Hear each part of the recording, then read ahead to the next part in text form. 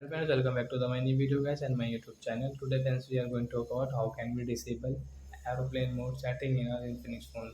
Guys, you want to disable guys your aeroplane mode setting, so friends you can disable it. And guys, now let's see how to disable aeroplane mode in our Infinix phone. And guys, you can see this icon on your screen. Guys, you want to remove this icon, you can remove your aeroplane mode icon also. So first of all guys, open your phone setting to disable your aeroplane mode.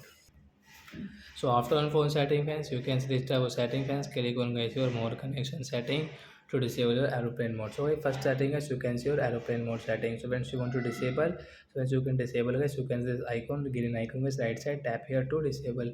So once your aeroplane mode will disable, and guys you can use your mobile data, and guys whatever you want to use, you can use in your phone, and guys your aeroplane mode icon remove on your screen. So like that guys, you can disable your aeroplane mode option. So that's it guys. Thanks for watching the video. We will meet the next video with new topic. Before going, please go and like the video, subscribe the channel. Bye bye friends.